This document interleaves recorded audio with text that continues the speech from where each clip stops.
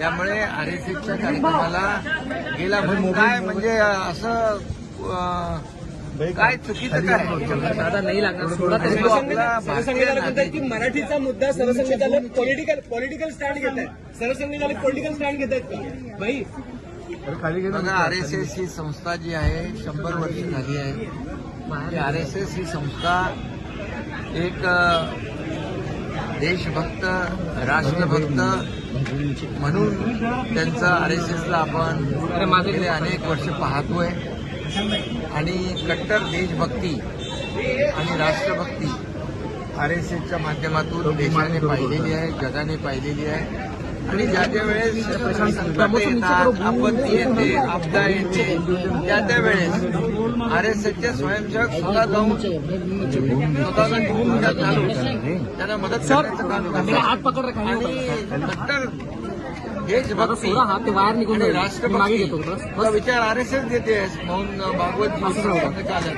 आणि त्यामध्ये त्यांच्या कार्यक्रमामध्ये सलमान खान गेलं हा काय म्हणजे मला वाटतं कुठलाही चुकीचं नाहीये. आणि सलमान खान देखील आपला भारतीय नागरिक आहे.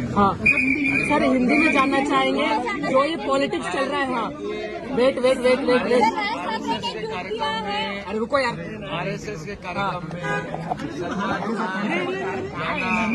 खान जाना ये कौन सा सवाल हो सकता है? और सलमान खान क्या भारतीय नागरिक नहीं? हाँ सलमान खान हमारा भारतीय है, गणपति बिठाता है, सब कुछ करता है.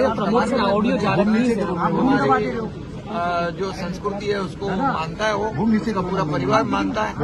और इसलिए आरएसएस देशभक्त और राष्ट्रभक्त भक्ति दर्शाने वाले आरएसएस है जिसको 100 साल हुए हैं. और जब जब आपदा आती है, संकट आते हैं, तो आरएसएस के स्वयंसेवक खुद की जान जोखिम में डालकर लोगों को मदद करते हैं, उनके लोगों की जान बचाते हैं. और इसीलिए आरएसएस के सरसंघचालक मोहन भागवत जी का जो कार्यक्रम था उसमें सलमान खान ने जाना, ये मुझे ऐसा नहीं लगता है कि ये अनुचित है. ये उचित है, वो भारत का नागरिक है और हमारे महाराष्ट्र का मुंबई वासी है, तो मुंबई में कार्यक्रम में तो गया. इसलिए मैं इसकी राजनीति कोई नहीं होनी चाहिए, इतना मैं कहूँगा. सर इंडिया भारत पाक के मैच पे क्या कहेंगे? मैच